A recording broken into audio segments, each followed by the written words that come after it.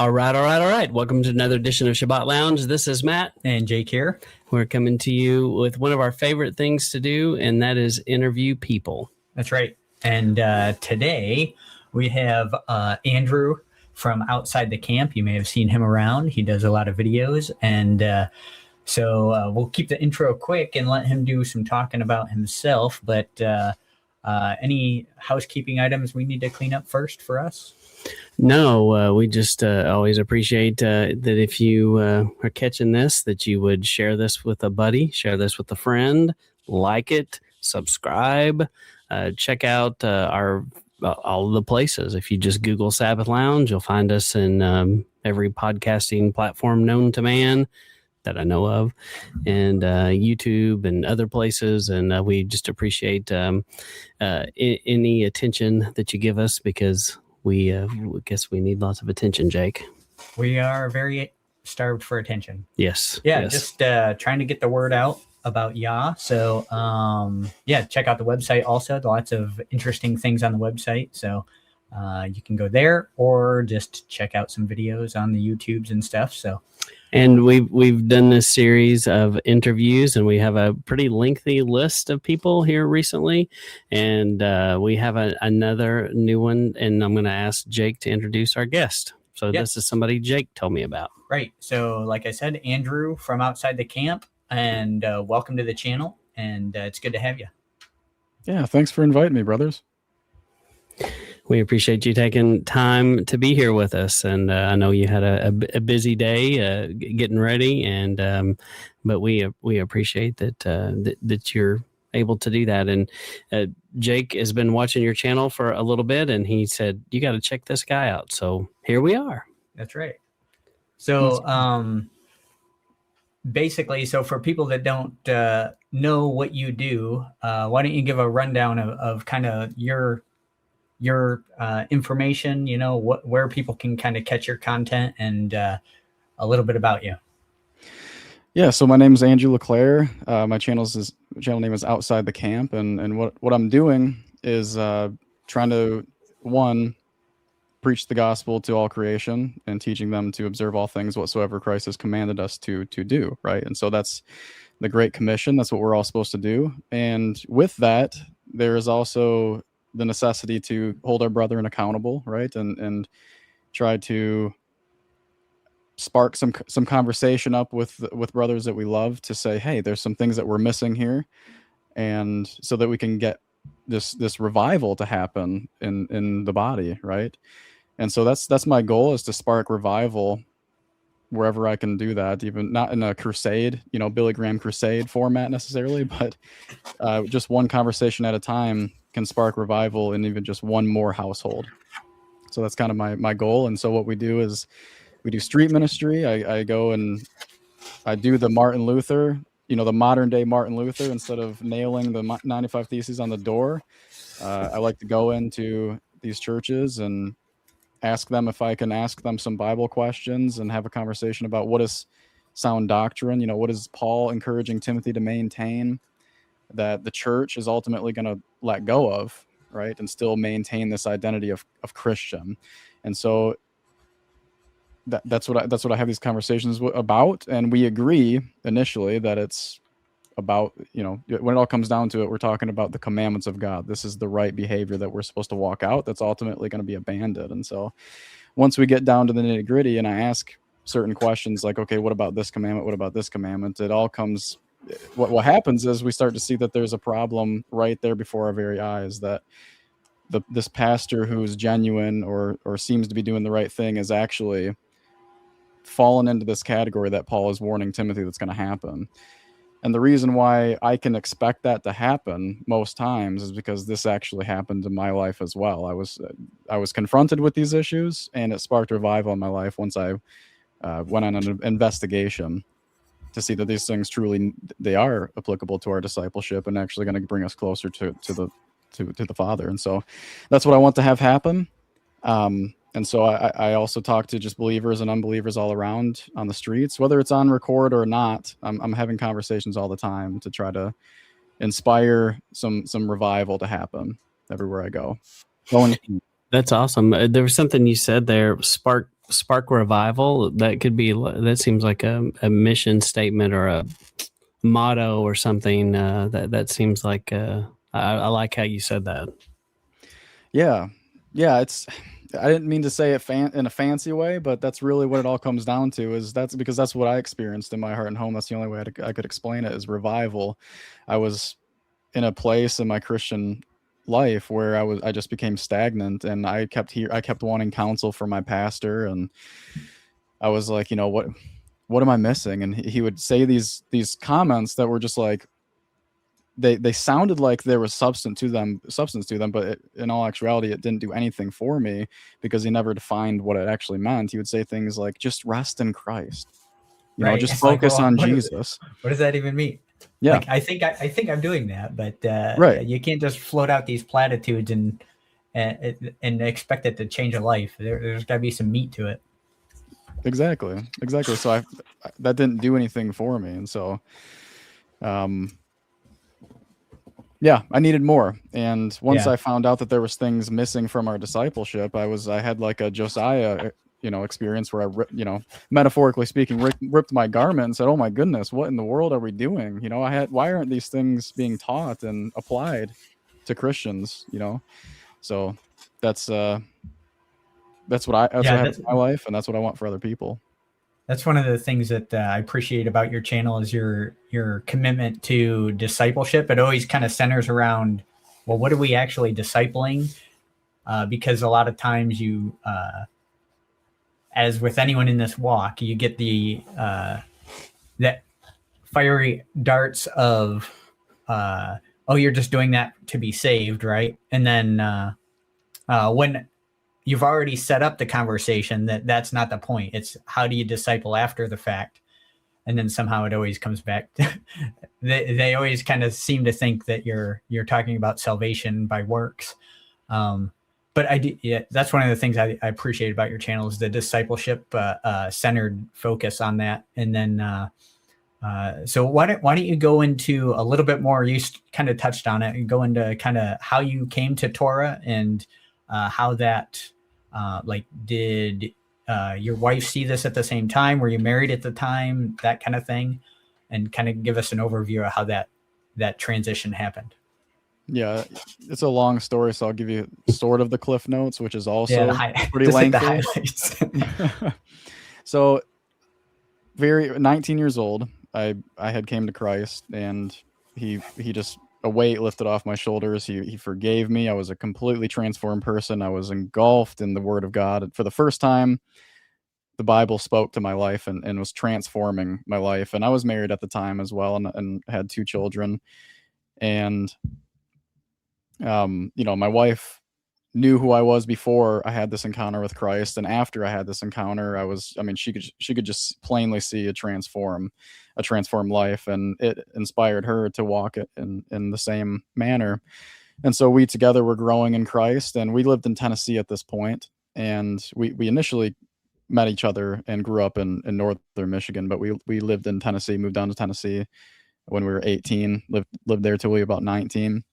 That's when we came to Christ, moved back to Michigan. And when I was moving back to Michigan, before that, I had encountered some Facebook posts from some of my old friends, and it looked like they were having some sort of a Bible study in this church basement on Monday nights. And it was like 4 or 5 guys maybe. And so I contacted them, and I was like, wow, you guys are Christians now. Awesome. I'm a Christian. My wife's a Christian. We're looking to get plugged into a spot, when we get back up to northern Michigan. We're moving back. So wondering if we can, be a part of your guys' Bible study and just learn and grow with you guys. And they're like, yeah, come on up. And so that's what happened. And that Bible study, there's a lot of things that happened in between that. I'll touch on it for a second here. When I got up there, I was super passionate about the scriptures, and I seen that the rest of the guys kind of weren't, and I couldn't put my finger on exactly why at first, but I found out that they were doing some sort of like network marketing, and they were trying to sell people things, under the guise of being Christian, and hey, we're having a Bible study, come here, let's learn the Bible together, but we really want to sell things to you. And so I had a conversation with them, and I was young and zealous, even younger and zealous than I am now. So if you could imagine, it was, it was fire. I told them, if you're gonna sit here and talk about the Bible, you need to be about the Bible. Why would you use the Bible in this way, guys? Come on, repent. And that's what happened. Thank the Father. It's what happened. These guys they put their heads down and they said, yeah, you're right. And so they actually started to grow, and they were passionate about learning the scriptures. And what happened was, all of us who were very similar, very close to the same age, and had similar reputations in our small town, what had happened was the people who were also of the same age group, they started seeing, because we would live stream these Bible teachings, and they would be like, who are these hooligans that once were stirring up, trouble in our community, and now they're talking about the Bible and they're so passionate about it. And so a lot of people started coming, and it happened to where there was like 50 to 70 people every Monday night coming to so this you're Bible stirring study. up a different kind of trouble now. Yeah, stirring up trouble for the Lord. Good. And it was cool. I mean, people were growing, people were coming and receiving Christ, and there was actual discipleship going on. And, as best as we knew how to go about teaching that and instructing it and exemplifying it. But also there was, this idea that you shouldn't have a novice in any form of leadership. And I think that touched, that did have a negative effect on all of us, in the sense that there was some pride involved. There was some just not so good situations to where I could see, looking back now, I shouldn't have been in any leadership position. But what was cool about that was it was a good learning experience, and Right. I was able to have some sort of background in leadership and teaching roles and public speaking and all these things because of those instances. But looking back, I think that was a big problem. I think the pastors should have looked at all those young men and said, hey, before you get up there and teach, we should have maybe a year or two of just learning the Bible. But it was good. I think they saw young men passionate about the Word of God, and they said, get up there and just go talk about it. And, people are coming, they want to hear it too. So it was kind of like, this is a good thing. But after a while, there was some organization that needed to happen. And so what happened was the pastors took all of us young men, and they said, here's, and they did kind of just what I just mentioned should have happened. Eventually they said, hey, we're going to have this training. It's called Elders in Training. You guys are going to learn how to be elders of a church. We need to teach people to be able to replace us, essentially, which is it's a good thing, so we want you guys to be a part of the what happens behind the scenes, in the office with us, and learning biblical principles on how to, deal with conflict in the church, or, this event's coming up and how do you help us organize it, all the teaching roles and all that jazz. Right. And so we were able to learn. Stop you there real quick, just because I think that's an important point. Because I think nowadays, what you're describing, the passing on of leadership, I think is pretty rare from what I see. And a lot of people, from what I gather, want to hold on to power as long as possible and never want to pass it along.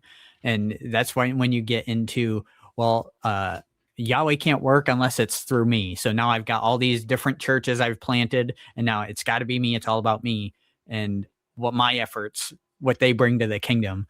So it's it's real encouraging to hear that there are places that are trying to pass that on to the next generation. Yeah, absolutely. You have churches that have these big name pastors, and once they pass, the community starts to fizzle out, and it's not as big as it once was. And it's like, were you guys really here for the community and the sound, discipleship doctrine, and or was it just for this man? You know what I mean? Right. So yeah, I understand what you mean. And so I am thankful. There's a lot of things I'm thankful about these pastors that used to be over me. So that was where they had us, and so for 5 years I was a part of this non-denominational church in a functioning leadership role. And so a lot to be learned, a lot that I did learn. And I mean, I was already operating in evangelism. I was going out on the streets. I was doing like the Ray Comfort type interview style, where I'd ask them if they're a good person, then prove that they're not by the commandments, and so it was really good. It really taught me a lot. And honestly, I really respect Ray Comfort, because he's actually one of the ones who helped me come to this understanding of Torah, because he started sowing these very biblical principles about the application of the law what our view of the law really should be as Christians, and that changed my understanding of how I should read the scriptures and think about the law entirely. You know, the Torah, the law of the Lord is perfect, converting the soul. What is it actually that converts the soul to Christ and makes the gospel make sense? It's when we see that we've fallen short of a holy and righteous God according to his commandments. It makes perfect sense. His commandments are his ways, right? It's his behavior. And so when we transgress the commandments, we're actually falling short of who his character is, that we should be in the likeness of. And so all these things made sense to me. And fast forward 5 years, right? I've been there for 5 years, and I was at this point stagnant. Like I was mentioning earlier, I was stagnant, and I didn't really know what's next. You know, I was operating evangelism, but I was going now in this slope downwards very slowly. And it was because there was a lot of things I couldn't define. You know, there was this wall, and I couldn't put my finger on what it was, but it was making me in a stagnant position, which is not good, because then you only are going to go down. And so what had happened was, you know, eventually I told the leadership, I'm like, you know, I'm not going to be in a teaching position right now, because I just don't feel like I feel like I need to do some learning and growing right now, and I need to get things in my household in order. I need to make sure that everything's good right now before I get back into leadership. And honestly, I couldn't even figure out some content to even give them, you know, in a sermon, because I was just like so stagnant. So much searching that I was trying to do. I did not know what the problem was here. And so I'm at my job, which was a CNC machine operator. And so I'd have like hours of cycle time where these CNC machines would just be, the program would run, and it would cut this metal stock piece, right, for hours. And I would just be sitting there reading my Bible. And so, you know, the Father really had me in this, what I call an incubation period, where he's just preparing me for something. And I had no idea what it was, but he was just like getting me in the Word and soaking it up. And while I was doing that, I you know, after I'd come home, and my wife she's into this. A few years ago, she was selling these products called It Works, and it was like these wraps to help you lose weight, and you know, it was just a way for her to make a little extra cash, and you know, it was fun for her. But when she did that, she was adding all these different friends all around Facebook, so she could, you know, get the product out there. And she added a bunch of Torah observant people on accident, and so she was seeing these posts from all these different people, and it was interesting to her, right? It was sparking a lot of investigation and a lot of questions for her. And she started asking me these things, and she didn't like do a deep dive into the scriptures and like try to really wrestle with the scriptures. It was just basically she was questioning these things, and she verbalized that to me and said, you know, hey, husband who's been in leadership in this church for a while, he should have a good answer for these. Hey, you know, why don't we keep the Sabbath day? Why do we eat things that the Bible says not to eat? And I gave her the regular of what you would hear from people that I chat with all the time, right? Well, fire was hotter back then. Fire was hotter. You know, it didn't used to be as hot as it is today. Oh yeah, it's hotter now. Fire just, you know, temperature was lower. But no, it was you know, well, Peter's vision, you know, Jesus brought a new law. It's all about Jesus now. It's not about the law. But like, as I was saying those things, she also had like more questions, and it was not like her trying to have a rebuttal. It was she had a genuine question about just trying to understand my answers. Right. And it would be, she would kept drawing it out of me, and I would be just left there with nothing. And also in the back of my mind, there was those seeds planted that Ray Comfort said of, you know, this is the law, you know, the law of the Lord. It's the moral law, you know, the 10 commandments, and the Sabbath is in those 10 commandments. So why isn't it moral? And I'm having this huge dilemma now. Yeah. And so I'm like, I don't know. I'm not really sure how to answer this. I don't know what to do. Maybe I'll just go to my pastor and I'll ask him. He should have the answer for it. They've dealt with this, you know, he's been to seminary. He's understood church history. They've been through this. So he's got the right answers.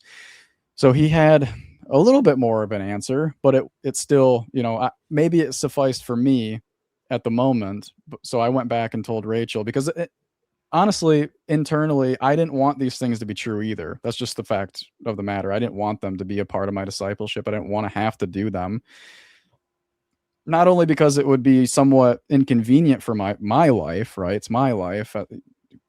No self-denial in my life that I should have, but it's my life. But it was also the fact that it was not that popular, right? It's just not that you don't hear about the people doing these things unless you're in these circles, right? And so there's always these pulls pulling you away from the truth, right? Inconvenience, not so popular. This is going to cause some deep study that I'm going to have to embark on to answer this question. So it's easier just to give them the mantras you hear in church, So yeah, because kind of if I accept this, that is going to have all these ramifications. And if I'm going to start saying that I believe this, then that means I'm going to have to start doing this. Exactly. That's a tough place to be. But that's what it means to count the cost. Right. That's what it means to count the cost. So it would be consistent with being a disciple of Christ to count the cost and say, yeah, I might have to sacrifice a lot, maybe, but is it worth it? Right? Because it's the truth. And that's what you have to ask yourself. And that's what I had to ask myself eventually. So I relayed those answers for my pastor back to Rachel, my wife. And she again had more questions. I would relay those questions back to him. I was like the middleman, right? I was trying to just stay out of this and just help. Hopefully my pastor can figure this out, and eventually what had happened was my wife was so unsatisfied with these answers that she was actually more confirmed in this position of saying these things are still valid. And so what had happened was I said, Pastor, she told me she's going to stop eating pork. She's going to stop, buying it or, feeding it to her kids. And she's going to start keeping the Sabbath day. So when I told him that, he said something along the lines of, oh, your wife is trying to bring you under a curse. It's no longer an optional thing. It's one of those things where she's saying, no, it's a sin if you don't, how dare she, it was kind of this was kind of the tone. She not in those words, but this was the tone of like, this is out of order. You need to, here's his advice. Okay. He said, here's what you need to do, Andrew. You need to go to the store, get your bacon, get your shrimp, get whatever you want to eat. Cook it up in your house in front of your wife and kids and eat it. And so you can display to your kids. And by the way, the whole time this pastor was giving me advice, it was all under the banner of unity, keeping the peace, keeping unity. These questions, they can cause disunity and all these things. And so he's giving me this advice. Go get what you want, cook it up in front of your family, eat it, so you can display what true Christian liberty really looks like. You can demonstrate this is mom's conviction, and that's okay. And this is my conviction. This is my position. I don't have that conviction. I can eat whatever I want because of Christ, and that's the beauty of Christian liberty.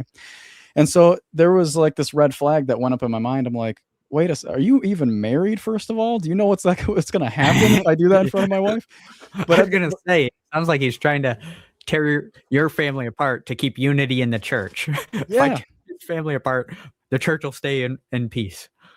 It's wild. And so, and by the way, this pastor is still a dear friend of mine, by the way. And we disagree on a few things, right? But I still consider him a brother. He's still a very genuine, humble man. But this is what surprised me, because we had been on the front lines of ministry so many times together and had dealt with so many different things. But in this case, he didn't come off as humble to me. He didn't come off as a vessel of the Holy Spirit. So this didn't sound like the Spirit of Yah to me when he gave me this advice. And that's why a red flag came to my mind.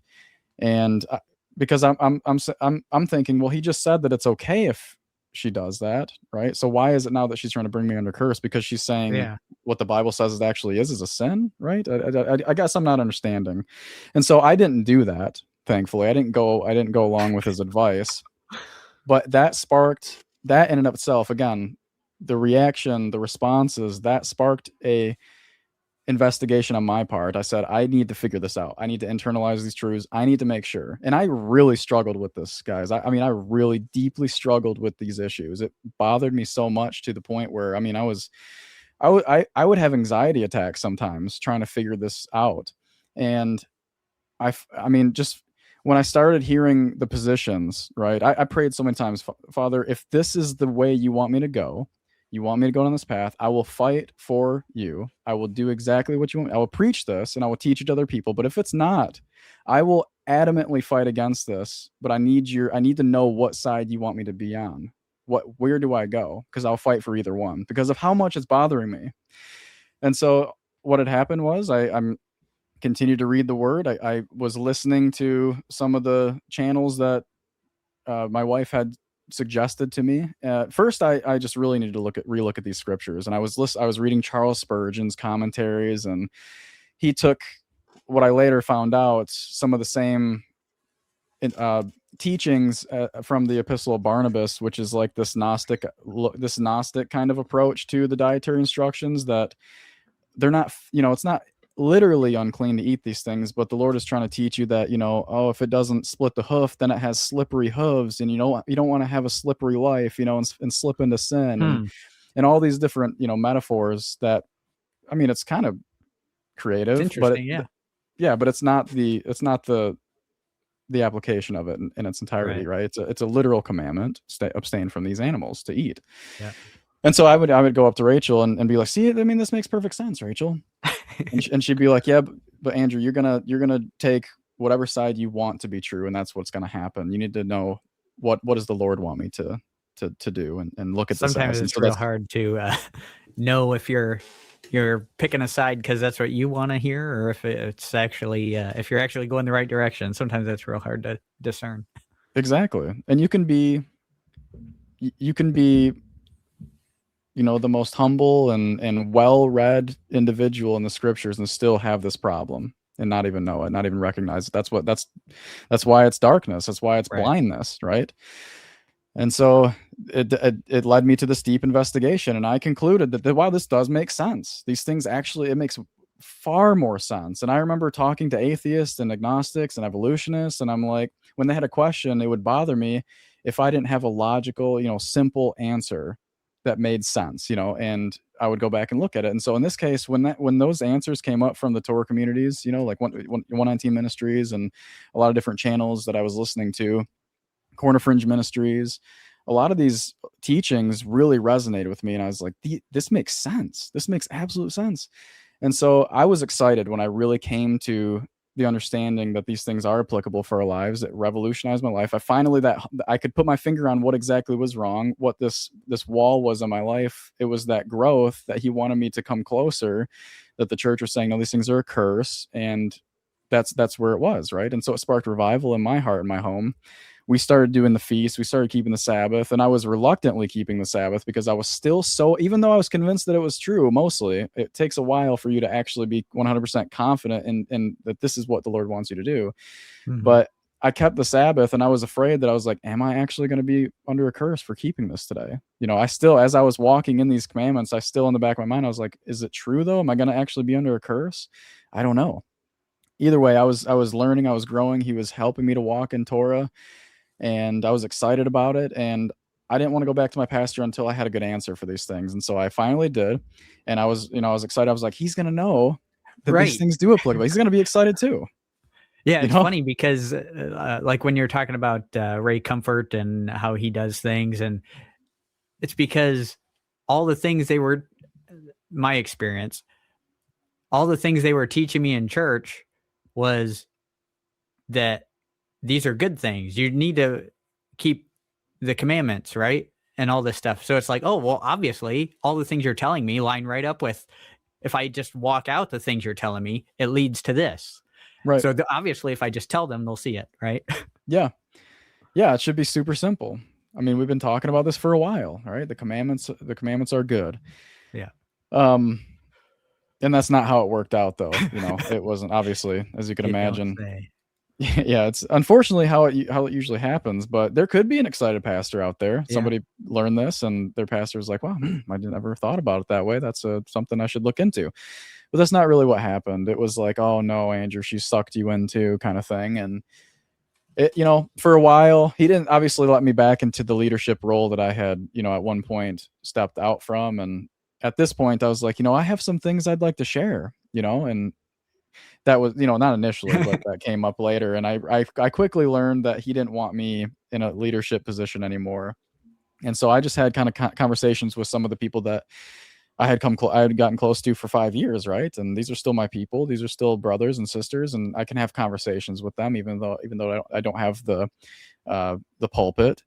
And so it got to a point though where I was looked at as the wolf. I was looked at as somebody who was just trying to disrupt what Christ was doing in this church, and it really, what happened was, I mean, we fizzled out. I'm not saying that I looked at them, I said, I'm done here and all these things, but there were so many conversations that happened behind closed doors that it was apparent to me that where I was going was not welcome here. Let's just put it that way. That's just how it ended. And it was interesting to me because all the conversations that I had behind closed doors, I would have genuine questions and really sound rebuttals to their responses. And it still wouldn't, they would even acknowledge that it was a good response and it made sense biblically, but they would still just argue. They would still argue. They did not want to see it. And so what I wanted to do after that was I was like, why are people, even these brothers that are so close to me, why are they so okay with people not hearing their responses? Why do they only want to do it behind closed doors? Why do they want to keep me away from talking about these things? Why don't they want people to hear them? So they would have these conversations with you behind closed doors or amongst themselves? Yeah. Okay. So my former pastor, there was an elders team, but all the elders had concluded they didn't want to talk to me. And which was weird to me because I'm like, if I have a problem, right? If one of your congregants has a problem, you're supposed to go before the elders and talk. You're supposed to be able to go before the elders and talk about it, right? And so none of the elders didn't want to chat. They said, we understand what he's where he's going. And, I don't think there's any need to have that conversation, but that's not really how church leadership works. Yeah, that's weird. I don't get there's such a disconnect because they probably also would teach once saved, always saved. But now you're not saved, quote unquote, or whatever their opinion. It's at least how they're treating me. Yeah, because if they still thought you were saved, you'd be a sheep they'd be going for. They'd go out to bring back this sheep that's gone astray instead of casting him out. That's a not saved position. Right. And it could have been a number of things. It could have been the pastor and some of the people that I've been talking to basically had been convinced that I was a lost cause. There's no changing my mind now. He's obviously, he's sold. This is what he's going. This is the direction he's going. And there's nothing that we can do or say to stop it. So you might as well just ignore him. So this thing doesn't, he doesn't gain any momentum. If we just don't give him any sort of platform or conversation, then what is he going to do? And so I just felt like, no, this is so revealing that Yah showed me these things and what has happened. Look at the fruit of my home. Like we're digging into our Bible like we never have before. And we're learning so many things that are just joyous. Right. And they're so great. Tabernacles, Passover, you're learning new things about the gospel in and of itself that you never understood before. There's got to be something here. There's no way he's going to make me leave the church, learn all these things, and never tell anybody, right? And so what had happened was, long before this, me and my wife had this understanding, this call, this pull. We felt like we were supposed to go into full-time ministry at some point, and we didn't know what that looked like, didn't know how it was going to go about. But around the same time was the COVID era, right? And so when I was coming to Torah, when my wife was coming to Torah as well, and so what had happened was at my job that I was talking about earlier, we fell under the first mandate for some reason. I think it was because we were under government contract. We were making military defense equipment. And so they were somehow, we fell in some sort of category of federal employees, even though we weren't. But we also had, in this shop, there was like 20 to 30 people, but they had 3 facilities in Michigan. So all added up, there was like 100, which was the other criterion to say this is what the mandate is going to have to happen, right? And so the mandate came out, and I said no, and I had been there for over 7 years, and so they said, well, okay, here's your last day. Sorry, this is what they're making. They're forcing our hand. Sorry, we don't want to let you go, but this is what's going to have to happen. And so it made us do some real thinking about what's next in our life. And what we came to the conclusion of was like, maybe the Lord is just saying, trust in me, rely on me, because I had a really good job at that point. I had a good hourly wage. I had a nice home. I had 2 vehicles. I had all my insurance for me and my family, health insurance, dental insurance, all of it was paid for. I mean, it was good insurance. I didn't have to pay a dime for it. My employer paid all of that every month. And so to everybody's mind, to leave this job would be absolutely, it would be stupidity, for lack of better terms. You would be throwing your life away. You'd be throwing a good career away. And so, but we had in our mind, okay, obviously there's nothing we can do. We have to do something, right? To find a new job. But what happened was, in between that time of us trying to figure out what's going on, that got overturned. The mandate got overturned, and my employer said, "Whew, okay, hey, we're cutting that." And it was pretty close to the deadline, so we were pretty happy. Like, okay, cool, okay, keep my job, And so this was a couple years later, right? I'm still working there, but what we had talked about in the meantime was, okay, we're still here. That's great, but can I actually rely on this employer? Can I rely on this job? Because just from one thing that happens, I could have it all taken out from under us at some point, and we could be without an answer.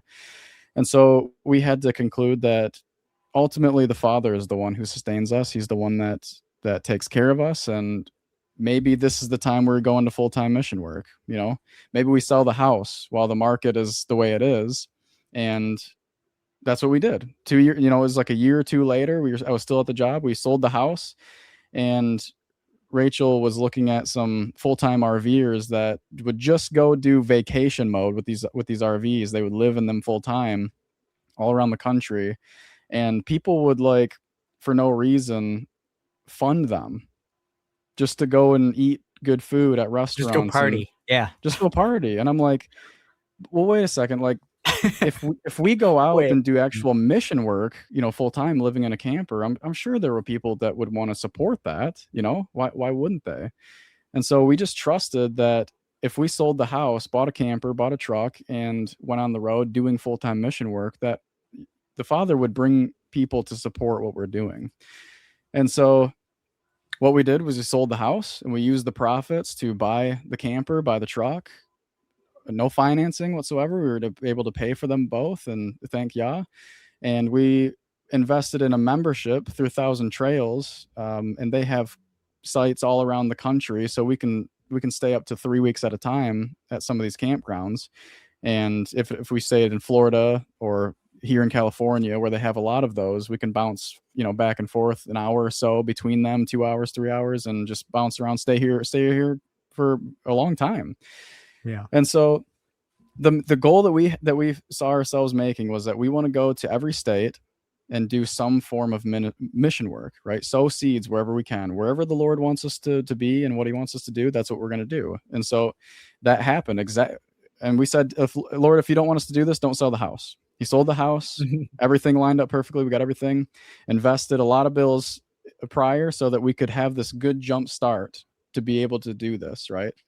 And so that's what happened. And we've been doing this for 2.5 years, and it's been opportunities have been slowly growing, and we're developing a lot more formats on how we can reach people and have these conversations. And that's our story. That's our mission work. And so here we are now, and he's just, the opportunities are blowing up.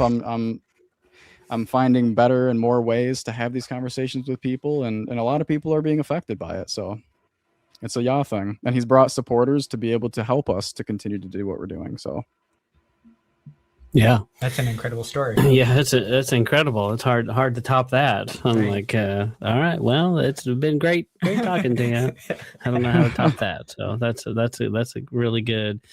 Well, something that you said that I wrote down. I know exactly what you're talking about with those atheists, because I worked with an atheist whom I really grew to enjoy his company. Everybody else found him annoying and abrasive. But I liked him because he asked, like you said, he was very logical. And he would say things to try to rattle me. And when it wouldn't rattle me, then he's like, huh, that's interesting. I've never seen, usually other Christians get really rattled when I say this, whatever it was, and he'd have these triggers, and it really intrigued him, and we ended up having some really good conversations. And of all the people I worked with, we'd go out to lunch or something, and he would ask, he's like, "Hey, I'm going to order this. I know that you can't eat that, but if that is super upsetting and offends you, I will not do it." And I'm like, I was, and since he's an atheist guy, I always was like, I really appreciate you asking me that. But I mean, you're free to eat whatever you want. But when I'd go out to eat with other Christian people, I think they would do it to spite me. They didn't care. They would order that. And anyway, that was just a real interesting journey for me. And then when you're talking about COVID, if I remember right, Governor Whitmer, was that the governor of Michigan? And kind of renowned for being a hammer on that COVID business. So yeah, it's like a miracle you survived that. So that sounded terrible, the way they locked all that down. Yeah, it wasn't bad for her husband, though, I hear. Not if he could go on his boat trip to up at the cabin or whatever. It was wild. No, that's good. And you kind of touched on it, but maybe elaborate a little bit more about what drives you to do what you do. Yeah, it's a number of things. One, it's my love for the Father. Ultimately, right? I'm grateful for what he has done in my life and my family's life to transform me from just a dirt bag to someone he can use for his glory, and just bringing me so many blessings and joy into my life when I didn't deserve it, and I still don't deserve it. And then also obviously just love for my neighbor. That's what it all has to stem from, and what ultimately drives me. But to go a little bit more, specifically touching that stem from those things. Also, I don't want to stand before my master and hear him say, like, I gave you the ability to go teach these things. I gave you what was life changing for you, and you didn't want to share that with other people. You knew that I was an austere man. You knew that I was harsh, is what he's saying. I gave you these things. I had an expectation for when I gave you these things of what you would do with them, and you disappointed. I don't want to hear that. And so I just want to do something. I want to be able to take risks. I think that a lot of people aren't willing to do that, and they lose out on so many opportunities in so many ways that the Father can use them mightily because they're afraid to take risks. And I just didn't want to be at the end of my life and say I was afraid to take risks, because I just had this drive. I wanted to go do something for the Lord, and that's what I decided to do. So many different times I look back and I failed at how I was going to come across to somebody, or how I communicated a message that I really wanted them to know. But that's usually when people will just give up, right? It's because, this isn't for me. I failed, and I'll just wait for the other person to do it successfully. That's not how he works with us. There's times when we're going to fail, and we got to be able to learn from those things and still continue to do what he's called us to do for his glory. And so that's what drives me, is I don't want to stand before him empty-handed and say I just didn't want to do it, Lord. I was afraid. And it's just to know it's my responsibility as his servant, as a servant to my neighbors, to do exactly what I'm doing, to serve them. Yeah, no, that makes sense. That's excellent. You kind of touched on this one too. Maybe a little bit more specifics if possible. How did you know that this is what Yah had planned for you and your family? Because a lot of times we'll, hear what we think is from Yah, and maybe not necessarily know if it's just kind of like we talked about earlier, if it's, my flesh kind of wants to do this, or am I putting words in Yah's mouth when I'm taking this direction with my life?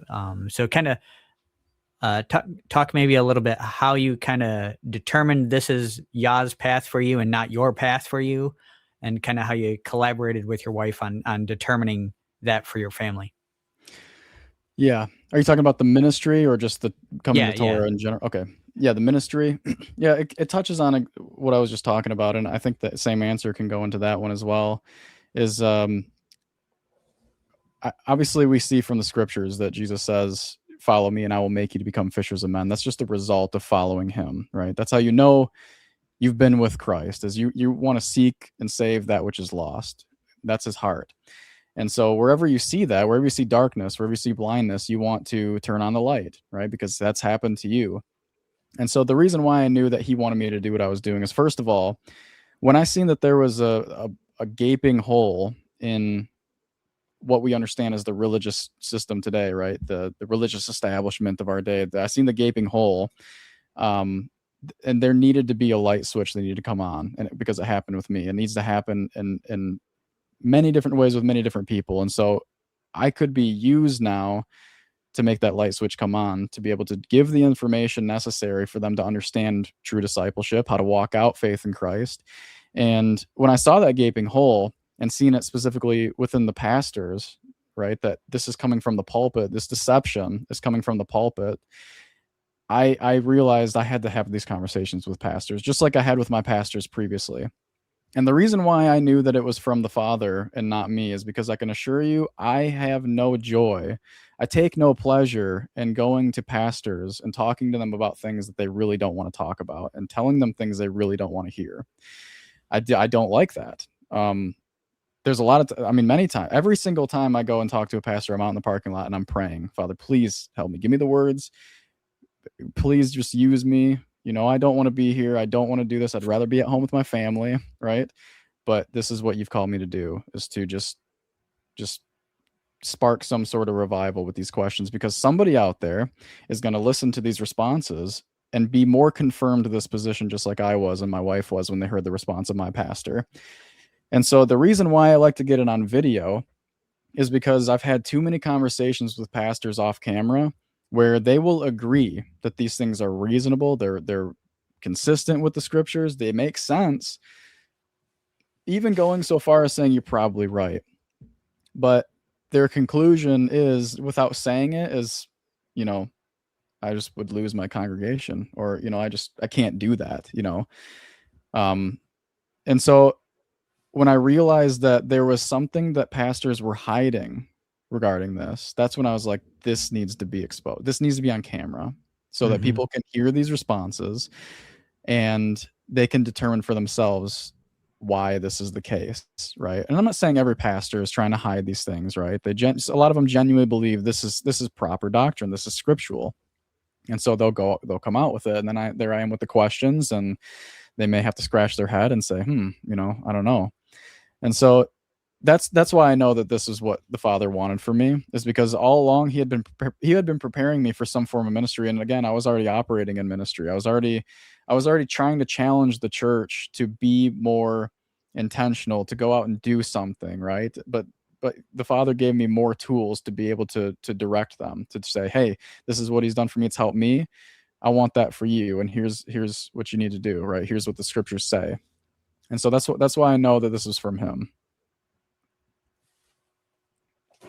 Yeah, no, that makes sense. That's powerful. That's I appreciate you sharing that with us about praying, about going and talking to those folks. And I was playing some clips while you were talking, of some of these people and some of these places you've been, and when people watch these, you'll see some of the reactions some people have. And this particular gentleman here, he was very calm, cool, and collected. In fact, he was intrigued by what you had to say. And, there are some of those out there that can listen and kind of take it in. They may not agree with you, but they don't lose their mind. And so it's always interesting, when people just lose their mind and get so mad. And I think the reason that happens, in my opinion, is when I've had that happen, it's like there is something that they know is true in what you're saying, and they're just really conflicted. And instead of working on it and trying to figure it out, they just get mad And kind of what you even talked about on your journey, I think we all go through that at some point when you first start hearing this truth. I think it is normal to be angry about it and unsure. And, that's just part of, reconstructing your faith as you go through that. Absolutely. It's that pricking of the conscience kind of situation. Yeah. So you mentioned, so how do you kind of gain audience with these pastors? Like, I don't want you to divulge all your secrets or anything like that, but it's just like, what are they expecting when you come talk with them? Yeah, no, there's no secrets. I'm pretty simple about it, and if they have further questions, I'll go into it. But I don't feel like I have to go in there and I'll tell. Okay, this is how I do it, and then I'll tell you what people have said I should do, and I'll tell you why I don't do that, or I don't feel the need to do that. But all I do is I walk in there with my tripod, and it's after the service. And the reason why I don't go to everybody's service also. This is a question I get not regularly, but I've got it a few times. Why don't you just go to their service? Is because I could go to one church, go through their whole service, and then at the end of it, I can say, hey, would you want to do an interview? And he could say no. And then I'd have to go to the next pastor down the street and explain to him why I didn't go to his service. Right. So I just don't go. But I look at where the services are. Wherever I park, I'm looking for fishing locations, right? And so one of the fishing locations is the churches. And so I'll look for when their service ends, and I'll meet them at the door, right? I'll go in. There's a lot of people out. They're leaving, right? I'm saying hi. And someone will usually approach me and say, hi, can I help you? And I'll say, yeah, I'm actually looking for your pastor. I have a YouTube channel, and I go around and chat with pastors and believers and unbelievers. And with pastors, I ask them certain, Bible questions. What is sound doctrine? What is a false prophet? I'm checking on the state of the church. Paul said to Timothy that a time will come when they will not endure sound doctrine. So I just want to make sure that that's happening. Is your pastor available? And so they'll be like, oh yeah, he's over here. And so, and then the pastor will come meet me, and I'll go through the same spiel, and he'll either say, yeah, let's go. Yeah, you want to go back here, or would you want to go over there? And I'll say, yeah, it doesn't matter, wherever you feel most comfortable. Or he'll say, no, I don't have time. You want to reschedule? And I'll say, yeah, here's my card, and just shoot me an email and let me know when the next available time is for you. Now, half the time, actually 99% of the time that happens, I don't get a call back, because what they do is they go look at my channel and they're like, yeah, I don't know. I don't want to do that. Yeah. I have had somebody look at my channel and actually follow through with the interview, which is very respectful. Yeah. But usually they don't ask any further questions. So they take it back there, and that's where it all goes down. I asked them. So, like I said before, Pastor Paul tells Timothy to rebuke, correct, exhort with all long suffering and teaching, for the time will come when they will not endure sound doctrine. What is that sound doctrine, Pastor? Can you help me understand? Can you define that for us so that we can maintain it as ourselves, right? And so the reason why I ask that question is, for one, it goes directly to the heart of the issue that Paul, by the Holy Spirit, says is going to happen, that people who identify as I'm a follower of Christ are actually going to let go, abandon the law of God, because that's exactly what sound doctrine is in the scriptures. Mm-hmm. I mean, I can bring up Proverbs chapter 4, verse 2 and say, behold, I give you good doctrine. Do not forsake my law. I've had plenty of people say, oh, come on, Andrew, you're stretching that one. That's a father talking to the son, an earthly father talking to an earthly son. And I'm thinking, so this is sound doctrine for an earthly father and a son, but it's not good doctrine when the heavenly Father gives us instruction and we don't forsake it. Yeah. Really. So that's interesting to me. But also Paul says, and I believe it's 2 Timothy 1, or it's 1 Timothy 1, and he says that the law was not meant for the righteous, but for the unrighteous. And what he means by that is that the law was not meant to come down on the righteous, because the righteous are obeying it. And if they fall, they have an advocate with the Father, right?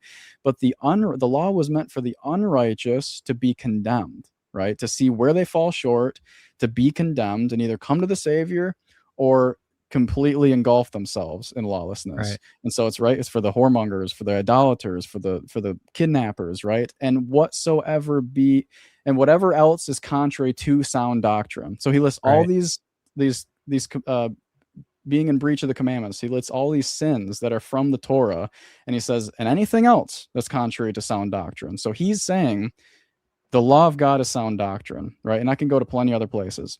Right. But this is what it really comes down to in this conversation with the pastors, is I'm asking them what they believe is sound doctrine.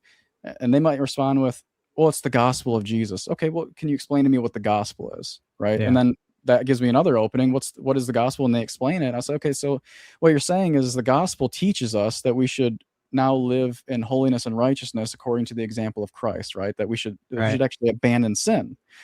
You're right. Yeah, that's actually what Paul says in Titus chapter 2, right? That the grace of God has appeared to all men to teach us to deny ungodliness and worldly lust, that we should live soberly and righteously and godly in this present age, right? Looking for the blessed hope. And that he might redeem us from every lawless deed. That's the point of the grace of God coming to earth, is that he would redeem us from sin. What is sin? Right. Transgression of the law, right? We go through all these very basic principles is really what I'm trying to get down to, and try to just provoke some thought with these pastors, and also get their honest responses to these answers I'm giving them, right? And so you get to see that all unfold, right? And what's interesting about why I start out that way is once they agree that this is the law of God, and usually they will, right? I usually get them to agree, yeah, this is the commandments of God, it's the law of God. Mm-hmm. And then all of a sudden you ask them about certain commandments, they're starting to argue against it, right? And you're starting to see the contradiction all along. They agree what it is at first, and then you start to see them contradict themselves.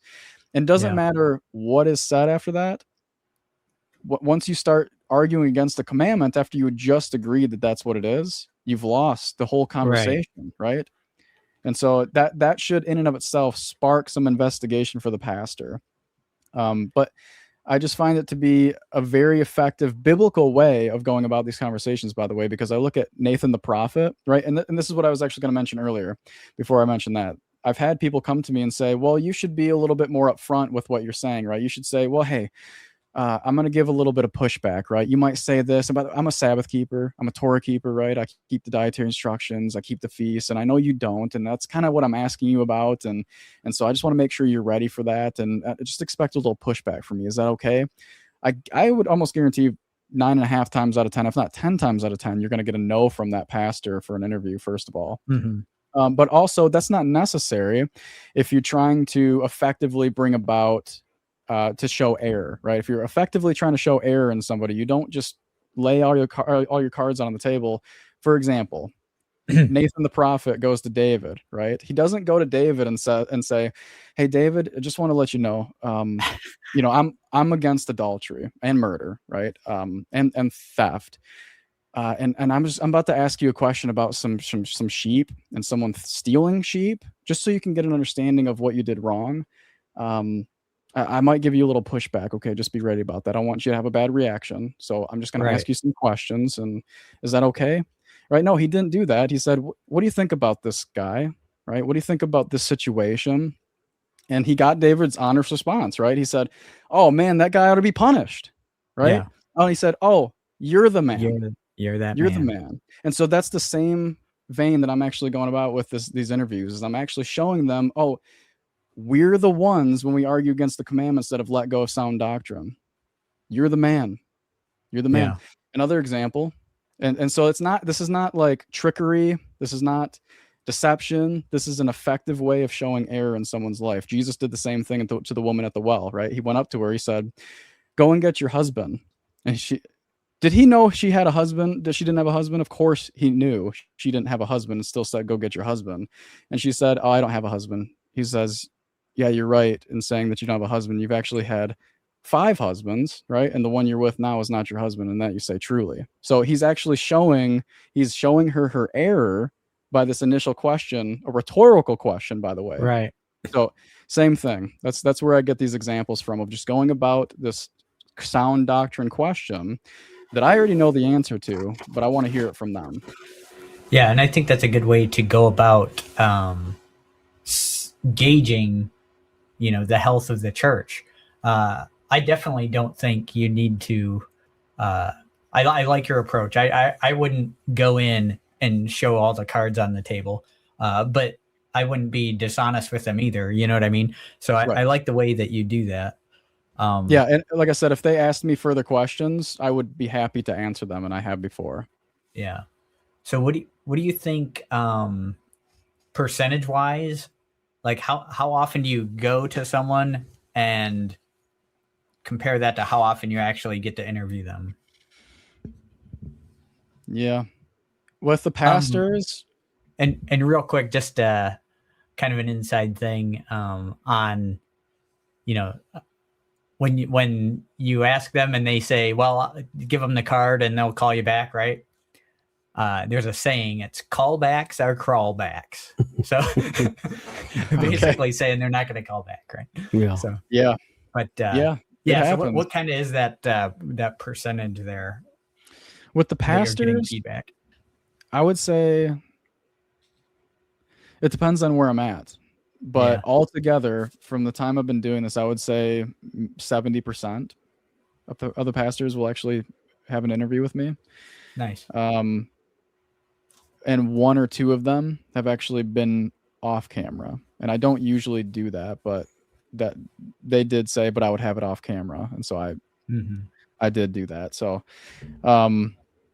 I don't like doing that again because I feel like they're trying to hide something. But if I'm feeling it out and it seems legitimate that they'd still want to talk, and maybe there's still some seed sowing opportunities, then I'll take that opportunity. But I usually don't like to do that just because of what I've experienced in the past.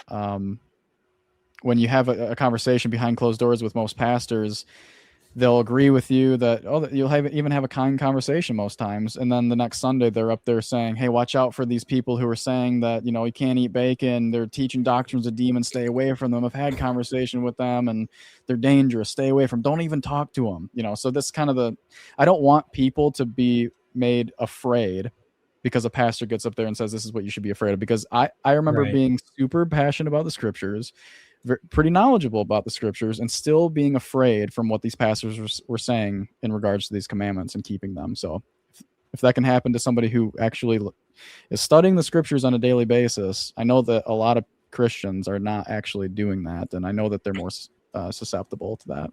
Yeah. No, that's good. But I have the authority structure. Right. But also not just pastors though that I talk to. Most of the time, the conversations that I have with people who are not pastors are off camera, and I've had so many good conversations that are off camera, a lot of them. So if I can get it on camera, I will, but I don't push people to be on camera. So. Well, no, I do appreciate that dialogue that you're doing, because I think that's maybe something that's been lacking in the Torah community. So many, and I appreciate your compassion for these guys that aren't maybe not yet where we are, and and your grace and your kindness with them, because too many people in our movement want to draw up battle lines with folks, and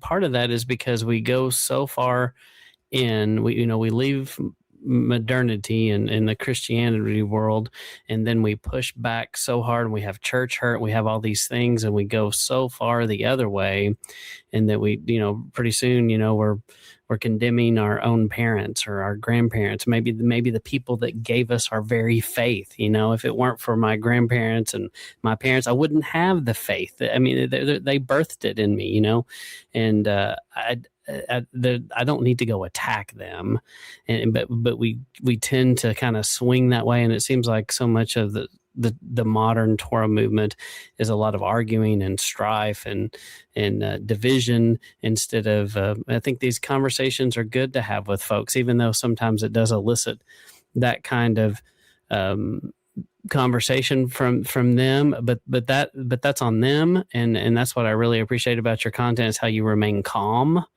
and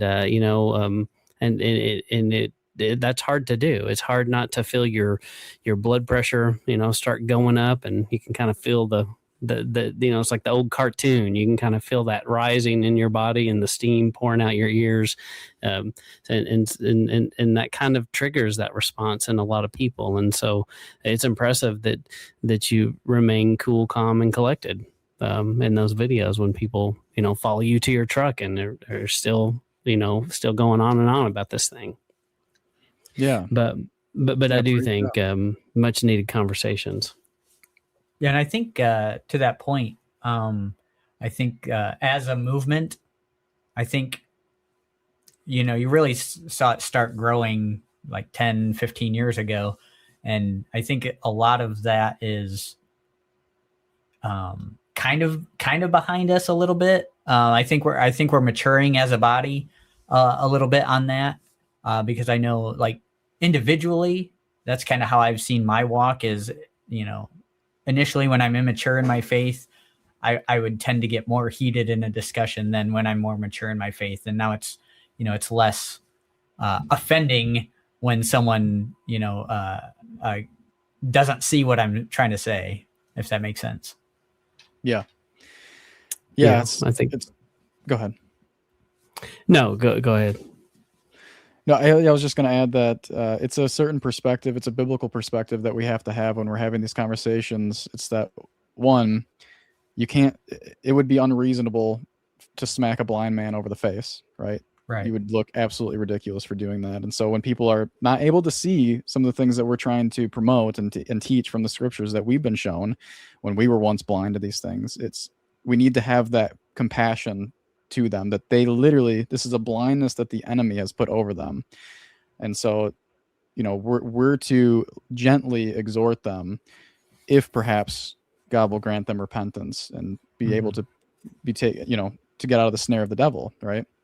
And so that's one, right? And obviously we can see it's wisdom from the Proverbs that a soft answer turns away wrath. You can actually guide these conversations in most cases, right? And sometimes it doesn't work to have a soft tone, but you can actually guide these conversations to have a reasonable and a loving conclusion, a mutual understanding that we both respect each other, even though we may end up disagreeing at the end of this. At least they see that this man actually cared about me. Not that he just wanted to be right, not that he just wanted to tell me something because he thought he was better than me, but that he actually cares about this issue and cares about that I understand this issue. And so that's very important. Yeah. No, that's good. Well, when you think about it and we really take a 1,000-foot view and you start looking through Torah and examining scriptures and you see the mercy and the kindness and the grace and the long suffering the Father had with his people from the beginning of time. And that's our standard. That's our model. And certainly we want him to be patient with us and overlook our wrongdoing. And we've got to be able to be that way with our brother. We've got to be, and that's hard. That's where the Torah really meets the road in so many regards. And just like what he said to the Pharisees, it's very easy to keep some of these physical commands like eating clean once you get into that. And once you get into keeping the Sabbath, those are easy. Keeping the feast. So those are so simple, so easy to do. And the hard stuff is your heart. Mm-hmm. The hard stuff is the forgiving your brother, being patient with being patient with your wife, your children, it's this household, the day to day, and how we spend our time. I think about my life and all the time, and so many of us are guilty of this. The consumption of the media, the consumption of time with your phone, it's kind of ridiculous. So, and we get sucked into these holes, and they can become idols. They distract us from our Father. But yeah, we got to have grace and compassion for our fellow man because our Father certainly has with us. Yes. So. So something that really amazes me about what I've seen from you is how, and so Jake's kid had the same question. So he watches a lot of you. So you've got a fan out there in a young preteen or teenager? Teen, yeah. And so he enjoys it. And he and I both want to know, how did you commit all these scriptures to memory? What's your trick? What's your secret? Well, I don't think it's a secret or it's a trick, but maybe a few reasons why I've been able to just recite scriptures off the top of my memory is, for one, you got to be familiar with the scriptures. You just have to read them, right? That's you have to do that if you're going to be able to memorize anything. You got to be able to read it first and foremost, and so you got to be not just read it, but read it all the time. And so another way that I've been able to memorize scripture so much is just writing it down. When I see some scriptures that stick out to me, or I think, wow, this is going to be really helpful in a conversation when this topic comes up, I will just write it down, right? And my wife, I have notebooks full of scriptures, and I used to have a bunch of pictures all over my walls of scriptures all over the place, and so it'd always be before me. I'd always just be looking at these scriptures and being able to memorize them.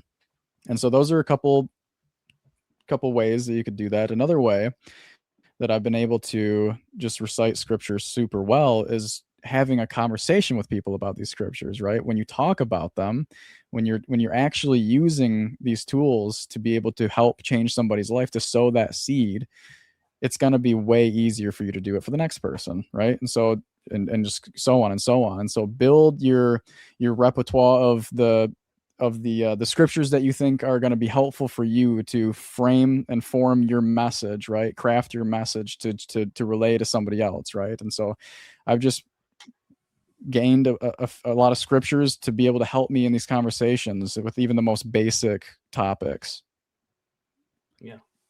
Yeah, one of the things I find impressive watching your discussions is you'll get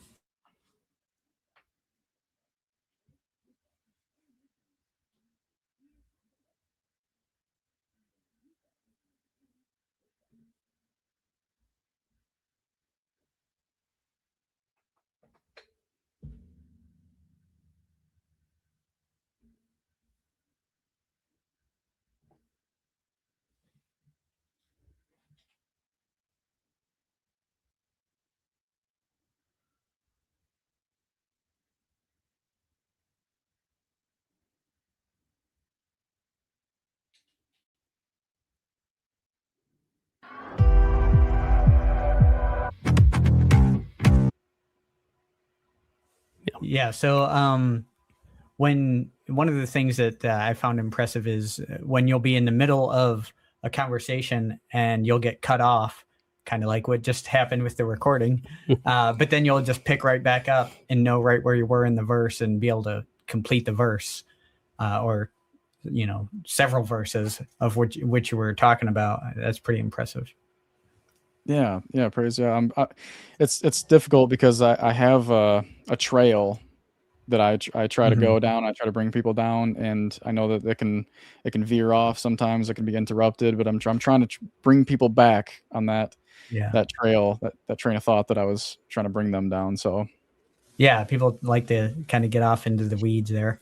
One thing I was going to bring up, and I guess now is as good a time as any, is I find it very interesting when, like, in your discussions, you'll say something. They'll say something like, "Well, no, the law is a mirror to kind of show us, where we fall short, right?" And it's like, and I just want to yell at the screen. It's like, okay, so now that you've seen where you're falling short, we should not keep doing that, right? We should stop doing the falling short that we've been doing. You know what I mean? And that's one of the things that always, every time I watch, I'm like, geez. yeah, I just watch them like step into it, and they don't even see it coming. Yeah, it's a weird thing because I have that same response internally, is like, yeah, so if you can see what the law shows you is wrong, then you don't want to do that anymore, right? It's kind of where the question it comes from for me. But right, I think it comes from also Ray Comfort's teachings, because I remember him saying, the law is a mirror, and you hold it up so people can see where they've fallen short, then you can go in with the gospel, right? And it makes perfect sense. Yeah. But that's also his reason of why you don't keep the Sabbath, right? Well, it only shows you where you've fallen short, so you can come to the gospel. Once you have the gospel, you don't need the law anymore. But you don't say that about, lying and stealing and coveting. But why do you say it Right. about the Sabbath? It makes no sense to me. So it's just this weird thing that people say and they've heard that, and they think it makes sense, and it really doesn't. So I think, like you were saying at the beginning, you have the platitudes, and some people are happy with the platitudes, and then some people like you, like I wasn't happy with the platitudes, and it makes you dig deeper. I think because you're like, well, that doesn't really answer the question. So then you go, now you're like, well, that didn't answer the question. Now I have something that I think Yah is telling me to seek out. right. Yeah, no, that's good. Jake, I think it's your turn. Maybe. Okay. Number 7 there, I'll do. So where do you see holes in the body, or like where the body can kind of improve its message or its witness? That being the Torah community, not necessarily like normie church situation, because I can kind of see you're kind of exposing where the work there needs to be done. But as a Torah body, where do you see room for growth, or like what's kind of the state of the body, you think? Yeah, I think the state is that we're all trying to do our best to figure out how to organize, right? A lot of different things. And within that, there comes all these different ideas and theories of what should be taught as accurate, sound doctrine. There's a lot of things that we agree on, right? And you know that. But there's some things that we just can still divide over. And what's interesting is we're coming out of this Christianity, right? This mainstream Christian thought process, and still, even when we come out of this mainstream Christian church, right? In some ways, we bring a lot with us, and it's kind of similar to like the Martin Luthers, right? That they're trying to be reformed, and yet they still bring a lot of Catholicism with them. And so I think that's Right. what the Torah community is. They have a lot of these ideas that are still mainstream Christian thought processes that we can't fellowship if we disagree here, right? This is salvational. This is salvific, and if you disagree, then this is a problem. And so that's one thing. And where that stems from also is that we're just we're learning all these different things, and we feel like we've been lied to, and we have all this knowledge that we're gaining, right? And we don't know what to do with it. And so we're throwing it at our fellow brothers who are also being enlightened, right? And we're just arguing amongst each other about these very lofty theories and ideas, when it's the people that are all around us, that whether they're in the church or not, that could just benefit so much and have a transformed life just from the very simple and simplistic and basic biblical principles that we've retained, that we could share with them, right? And so really the problem is idleness. We're gaining all this knowledge, we're studying, and we're dealing with all these lofty ideas when we're doing absolutely nothing but arguing amongst each other about them. And if we could just actually go out and take action, take a risk, do something for the Lord, then I think we'd have a lot less time arguing amongst each other. Yeah, I think in some ways I see a little bit of Gnosticism creeping in. It's what it feels like, this love of knowledge for knowledge's sake sometimes. That's exactly what I was thinking, too. I see that definitely being a problem, and I think we can all. It's easy to go down that path. It's something you kind of got to be aware of, because you can. The other thing, this week's Torah portion, we read the end of Genesis, and it lists all those tribes, and then again in Deuteronomy 22. And so I put those two together, where Joseph, Ephraim and Manasseh gets blessed, and Isaac crosses his hands and does that blessing and kind of gives this description of the tribes. And then you see it mirrored in Deuteronomy 22. And I think there's an interesting concept even in the tribal identity. When you think about each one of these tribes had a symbol, they had a flag, they had a banner, they kind of have their own identity, which should tell us there's room in the camp for this individuality. And so the Father knew we weren't all going to be the same. We weren't all going to get along and think the same thing. But, none of us were there. We can't know how the individualized these tribes and families might have been back in at the beginning in there in the Torah, but it's kind of interesting to think about. I think there's a lot of room in the camp for tribes, and you don't have to divide and decide you're not brothers anymore. There's room in the camp for different ideas. Is kind of what I kept thinking in this week's Torah portion. Yeah, and I think to your point as well, Andrew, I think, and the way Matt put, knowledge for knowledge's sake. And I think, when you come into this, your sword, right, the word of Yah, you're really just now gaining a sword, but you don't know how to use it, and you're just swinging it all over and hitting everybody with it, is kind of the analogy that kind of strikes my mind of, why there's always seems to be this discord within the body and towards others is because now we have this sword and we're just swinging it around like maniacs because we haven't been taught how to use this sword that we've got, because we're all kind of realizing it at the same time. Yeah. That's so there is a group that's just gaining knowledge and they're arguing with the wrong people, and they need to go out and just do something, right? I think it was Charles Spurgeon said something like, one good deed is worth more than 1,000 brilliant theories, right? Do something is what he was saying. Yeah. Stop just gaining all this knowledge for nothing. Right. Just go do something. So there is that camp, and then there's kind of the similar people that will do something, and they're actually doing more harm than good with that with that understanding, right? And so how to really wield that sword is so crucial. And I think we already touched on it, just getting that understanding, that wisdom to be gentle and patient with all men, to understand that they're blind. They can't see, just like you couldn't see these things at one point. And so those principles are super crucial for us to be able to understand before we go out and share with people, right? And how I'm supposed to be the example. If I'm the one who says that I believe I'm more accurately walking out discipleship in Christ, and therefore I'll be able to exemplify that a little bit better, then I should be able to have the same demeanor, tone, right? The same mercy and compassion that Christ displayed when he was on earth. Those are discipleship principles also. Yeah. Exactly.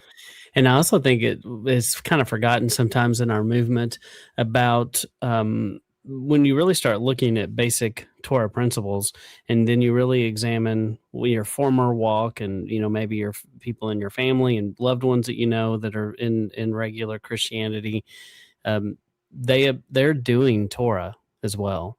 And it just, they're checking a lot of the boxes, and they're, when you boil it all down, there's just a handful really of things that you're doing different than them. But for a great majority, Jake and I did a series one time called Christians Follow Torah.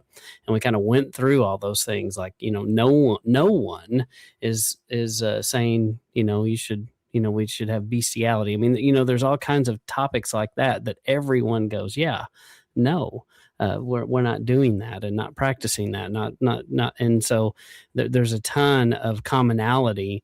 And I think that we need to be reminded of that sometimes and realize that they're following Torah as well. It's just and bottom line is nobody's doing it perfect. Right. And so, that's something that we kind of forget sometimes, I think, and we need to be reminded that we're not perfect at this either. Yeah, and kind of to your point too, Andrew, about in the memorizing scriptures, we'll try to bring us back around here. In your memorizing scriptures, the having conversations with people, I found was very key. If the verses you're studying aren't useful, it's going to be harder to remember them. And so like in my case, early on, so this is kind of the balance. You had mentioned, it early on, maybe not being like teaching and all this stuff. Like my early on conversations really solidified what I actually believed about this, because it gave me the chance to test what I was learning against actual like pushback, and I think there's a good way to do that. I don't know necessarily the right way, because like in my case, it was at a Bible study at work was the majority of my conversation with this, and it didn't always go smoothly, but I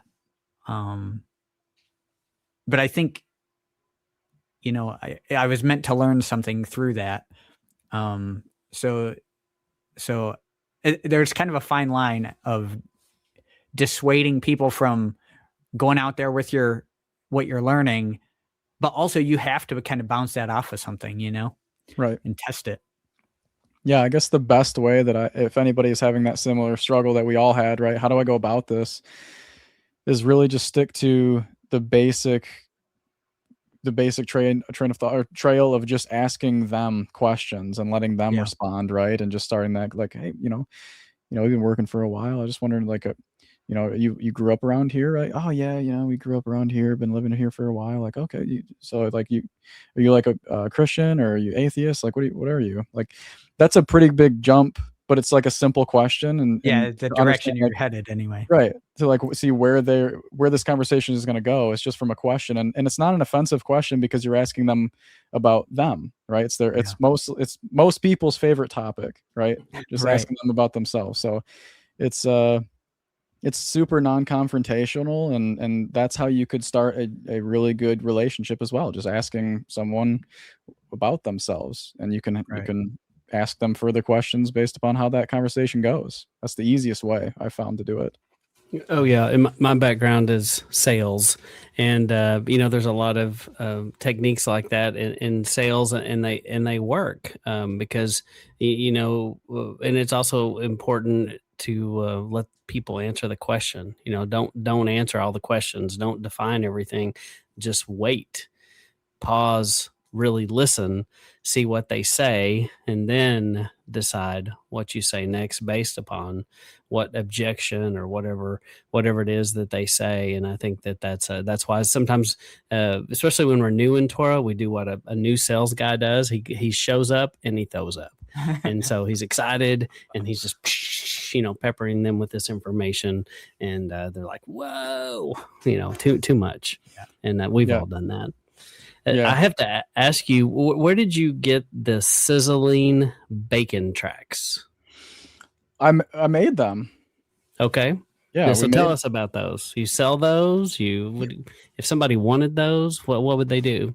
Yeah, I sell them on Etsy. It's just a really, I guess I could make my own website and do it that way, but I find it to be easier to just give them a little bit of a profit. It's not much, and they just deal with the orders for me, and they'll let me know that I got an order, and we package them up and we send them out. And they're I think they're $10 for 20, and I've seen the tracts in the Torah movement, and they're really expensive actually. And so I think if someone finds some cheaper ones, you let me know. But I think I have the cheapest tracts in the Torah movement for getting this message out. But I learned a little something from Ray Comfort, right? I learned a lot from Ray Comfort, but one of the things is to have some sort of interactive feature to your tracts it can be key, right? And so one of the things that is interactive here, first of all, the message is super biblical, right? It's the layout, some people have said it might be hard to read. I haven't found that. Maybe it's hard to read for some people, but all in all, it's never going to be perfect for everybody. So I've given these out so many. I give them out all the time. I'll leave them in grocery stores, in the bacon aisles, right? Yeah, that's perfect. Yeah, I'll leave them all over the place, and so I'll give them to people and be like, "Hey, can I give you one of these?" And they'll reach and they'll take it, and then they'll sit down at the bench, and I'll watch them read it for 5 minutes, and I'm like, okay, they're actually reading it, right? And then they'll move to the front of the track, and they'll do that because this is another answer to the question of why there's bacon on here. First of all, it gets their minds thinking about the topic of bacon, right? And also it's like, oh, bacon, that's fun, right? Yeah. And so they'll take it. Yeah. Everybody loves bacon, right? And so, but when they read this, they read on the back, and it says, the Bible sin can seem innocent, But just like the front of this tract, we don't always see the devil in the details at first. However, when we take a closer look, we see the devil has been there all along. And so it says, find the devil hidden on the front of this tract. And so they got to look for the word devil on the front of this tract. And so it's fun, right? They're like, let's see if I can find it. And it's a little difficult. I used to be a lot easier to find that word, and everybody said it's too easy to see. You can see it right away. So I made it a little bit lighter, and so it's a little bit harder to see. And so I want to be able to give the tools to help people to share this message and spark revival wherever they are. And we've put the work in to develop this very fun, packed full of information tract, and it works really well for me. And so I wanted to offer that to other people. I'd ship it all over the place for free, but I'd have to pay a lot of money for shipping, and also it would, you can't do that. It'd be staying pretty busy not worth much for me to do that. So yeah, but I'm sure if someone listening to this feels behooved to move, they could help you with that. I'm sure they could help fund that for people that can't afford it on their own.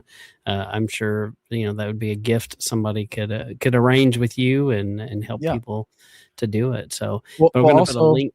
Oh, sorry. We'll put a link. Yeah, we'll put a link to that in the YouTube description as well, so you can purchase those.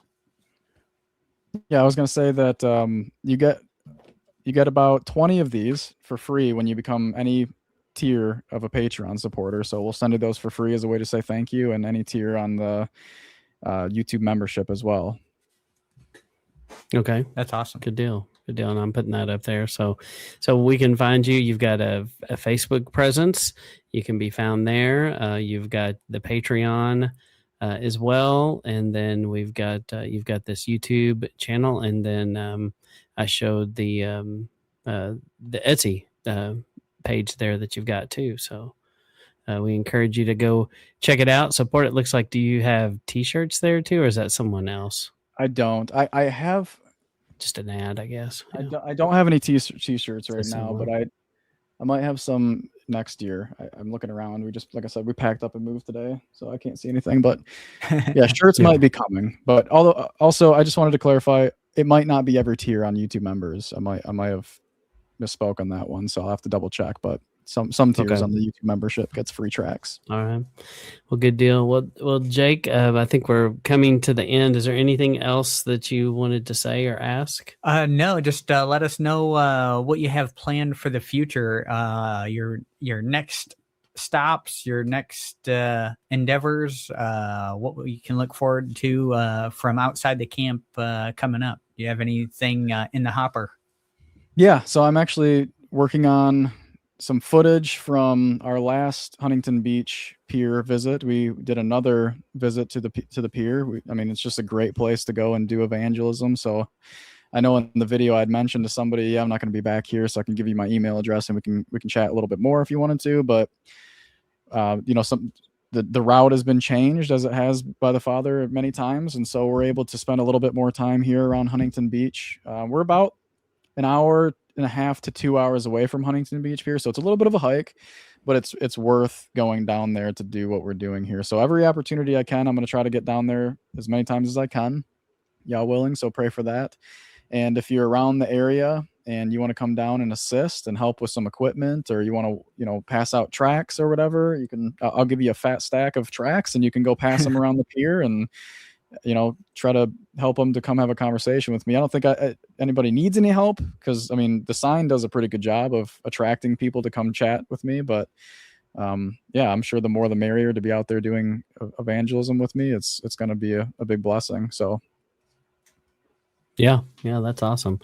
And I do encourage everyone to go watch this last video that you did. That was really good. It's interesting because what a interesting people watching experience. Just watching this video, I get hung up sometimes by watching people in the background and stuff. I'm like, whoa, it's just such a interesting mix of people. You see people from all over the world, all kinds of walks of life, and not to mention, you can tell that this is a pleasant place to be. The weather's great, and you're on the beach. It seems like a pretty good place to be.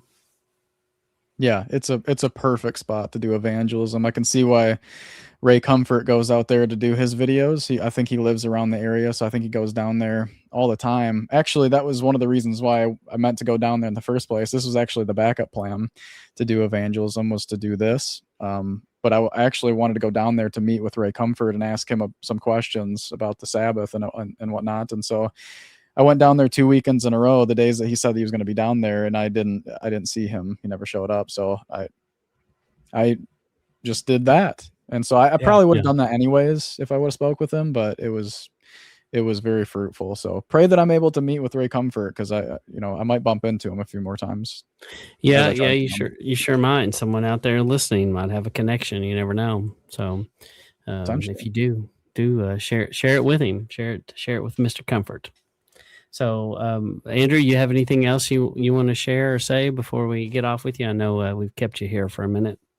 No, I appreciate the invite, and it was a blessing to be able to chat with you, brothers. Well, great. Well, we appreciate your time and talking to us, and we encourage you to go check out Andrew on all the places, all the things, subscribe, like all the things. Please share it with friends and family and everybody you know.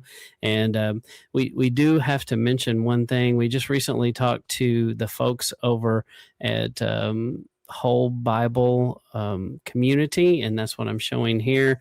And that's a great place to be. So you can find people that you can connect with, and it's a great place to find connections. And we encourage you to check that out if you get a second. Anyway, I think that's about all I have. What about you, Jake? Yeah, just tune in next week. Check out Sabbath Lounge. We have interviews. We got some teachings out. We got all kinds of stuff in there, Torah portions, studies, all the things. So we have different interviews, obviously, different conversations we've had with people. So different apologetic type things. So like and subscribe and share it with your friends and family. That's all right. Yep. Thank you. Well, Andrew, thank you so much for your time. If you'll stick around just for a minute when we sign out, and we'll make sure we get everything squared away before we go. All right. Sure.